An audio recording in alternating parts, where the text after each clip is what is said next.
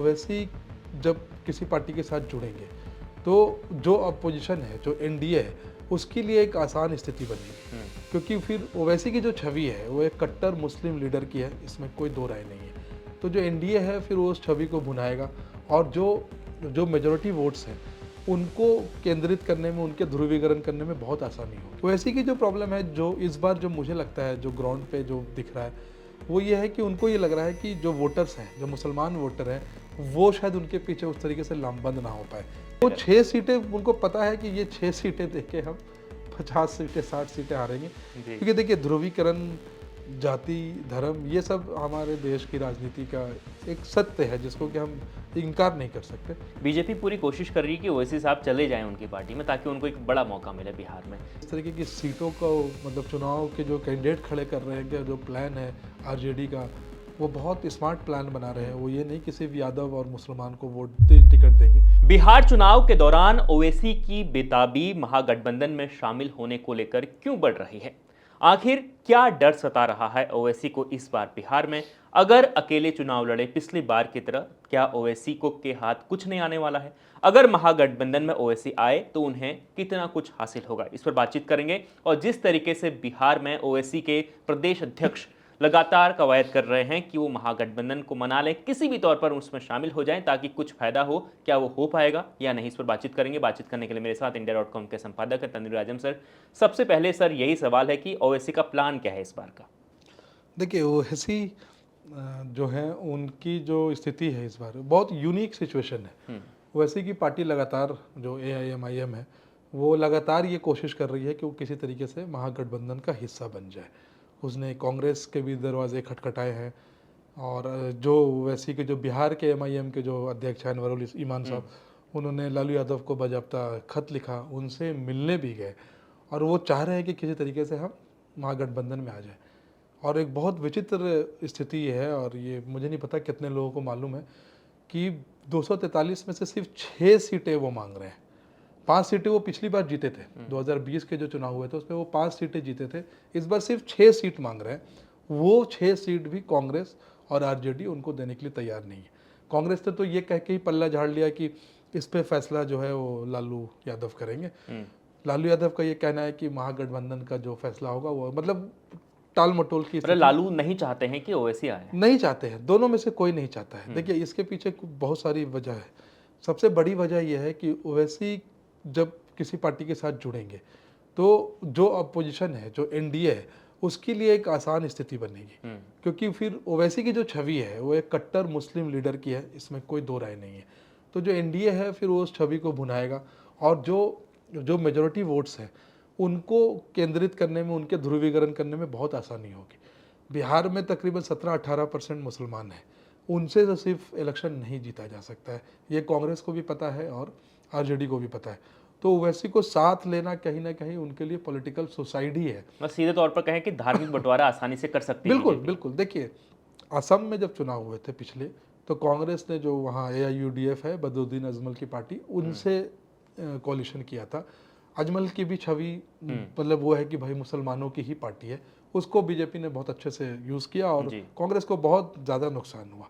तो वो जो कहावत है, दूध का जला छाछ भी फूंक के पीता है, वही कहावत यहाँ पे बिल्कुल चरितार्थ हो रही है। अब ओवैसी की क्या मजबूरी है, वो क्यों इतना ज़्यादा झुक रहे हैं? भाई पिछले बार उनके तकरीबन 1.5% वोट आए, 5 सीटें आई, ठीक है, सारे 5 सीटें सीमांचल में थी, वो अलग कहानी है कि 4 उनके MLAs छोड़ गए, आरजेडी में ज्वाइन किया। ओवैसी की जो प्रॉब्लम है, जो इस बार जो मुझे लगता है जो ग्राउंड पे जो दिख रहा है, वो ये है कि उनको ये लग रहा है कि जो वोटर्स हैं, जो मुसलमान वोटर हैं, वो शायद उनके पीछे उस तरीके से लामबंद ना हो पाए। जो स्थिति हम लोगों ने लोकसभा में उत्तर प्रदेश, बिहार में भी देखी कि जो मुसलमान वोटर्स थे वो बहुत स्मार्टली वो जाके एक ऐसी पार्टी के पीछे खड़े हुए जिनको उनको लगा कि ये हमें कुछ तो हमारा आगे हमारी बातों को रख पाएगी, चाहे यूपी में समाजवादी कांग्रेस हो, चाहे बिहार में आरजेडी और महागठबंधन के जो और हैं। तो ओवैसी को लगता है कि जो पिछले बार जो 5 सीटें आई थी वो भी शायद खत्म हो जाए। पर जिस तरह वक्फ कानून पे और जो 2-3 जो मुसलमानों के जो ये हैं, ये उस पर ये जो वोट वाला मुद्दा है, उस पर जिस तरीके से तेजस्वी यादव खड़े हुए हैं, कांग्रेस जिस तरीके से कि स्टैंड लिया है, तो वो भी कहीं ना कहीं मुस्लिम वोटर को ऐसा लग रहा है कि हम इनके पीछे जाके खड़े होंगे तो शायद हमारा ज़्यादा सपोर्ट होगा। ओवैसी कोई नए पॉलिटिशियन नहीं है, काफ़ी मंझे हुए हैं, पॉलिटिकल परिवार से आते हैं, वो समझ रहे हैं। उनको लग रहा है कि अगर मैं जिस तरीके से बाकी और मुकेश सहनी और वो जो पासवान साहब के चाचा हैं पशुपति पारस, वो लोगों ने जिस तरीके से इनके साथ गठबंधन किया, हम भी कर लेंगे तो 2 4 5 सीटें हमें भी मिल जाएंगी। लेकिन 6 सीटें मांग रहे सर, 6 सीटें ही मांग 6 रहे दे थे दो और हम लोग चुप लेकिन रहेंगे वो अगर। 6 सीटें उनको पता है कि ये 6 सीटें देके हम 50 सीटें 60 सीटें हारेंगे। क्योंकि देखिए ध्रुवीकरण, जाति, धर्म, ये सब हमारे देश की राजनीति का एक सत्य है जिसको कि हम इनकार नहीं कर सकते। ये आसान हो जाएगा बीजेपी के लिए, बहुत आसान हो जाएगा, मतलब एक ओपन फील्ड हो जाएगी। और मैं जानता हूँ कम से कम 50 से 60 ऐसी सीटें हैं जहाँ पे कभी एक कड़ा मुकाबला देखने को मिल रहा है, वो बिल्कुल ओपन फील्ड हो जाएगी। वो सारी सीटें बीजेपी और उनके सहयोगी दलों को चली सर जाएगी। दूसरे प्रदेशों में जिस तरीके से ओवैसी साहब ने चुनाव लड़ा है, पिछले कई 3 या 4 चुनाव लड़े हैं, उन्होंने देखा है कि उनका जो कैंडिडेट होता है वो ज़्यादा पावरफुल होता है। पार्टी के नाम पर वोट कम मिलते हैं, कैंडिडेट के नाम पर वोट। दिल्ली में भी हमने देखा था।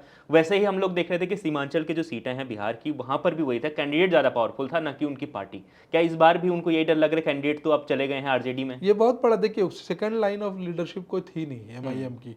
और 4 जो उनके 5 कैंडिडेट जीते थे, जो प्रदेश अध्यक्ष हैं उनको छोड़ के चारों ने छोड़ दिया। उसके बाद से पार्टी उस तरीके से, मतलब वहाँ पे कोई निकल के नहीं आया। मुझे लगता है कि उसके बाद लगातार यही कवायद रहेगी, किसी न किसी तरह हम महागठबंधन में चले जाएंगे। वो वैसे ये सब समझते हैं। और इस बार जो प्रदेश अध्यक्ष है वो भी अपनी सीट बचा ले तो बहुत बड़ी बात है। क्योंकि जिस तरीके की ताकत आरजेडी और कांग्रेस सीमांचल में झोंक रही है, जहाँ जो कि ओवैसी का अगर ऐसे कहे तो गढ़ ही समझ लीजिए कि भाई 5 की 5 सीटें वहीं आई थी, तो ओवैसी को ये पता है कि एक सीट भी बहुत मुश्किल हो जाएगी और राजनीति बदल रही है, तो वो ये समझते हैं। बीजेपी और कांग्रेस और आरजेडी उससे परहेज करेगी किसी भी सूरत पे। मैं ये गारंटी के साथ कह सकता हूँ कि किसी भी सूरत पे वो ओवैसी को अपने साथ नहीं लेगी। और कांग्रेस जो लगातार ये बोलती आई है कि ओवैसी बीजेपी की बी टीम है, बीजेपी के लिए वो आते जानबूझ के ऐसे भाषण देते हैं ताकि बीजेपी को फायदा हो, वो अगर ओवैसी को अपने साथ ले ले तो उसका और बहुत बड़ा लॉस होगा, टोटल लॉस ऑफ फेस होगा। वो किसी हाल में ये पॉसिबल नहीं है। बीजेपी पूरी कोशिश कर रही है कि ओवैसी साहब चले जाएं उनकी पार्टी में, ताकि उनको एक बड़ा मौका मिले बिहार में, क्योंकि यहाँ पर बीजेपी बहुत मामलों में जो है वो अटक रही है। खासतौर पर जो जाति समीकरण है, जिस तरीके से उत्तर प्रदेश में देखा हमने लोकसभा चुनाव में, पीडीए बना तो आसानी से एक अखिलेश यादव को एक बड़ा मौका मिल गया। बीजेपी को लग रहा है कहीं ये बिहार में ना हो जाए।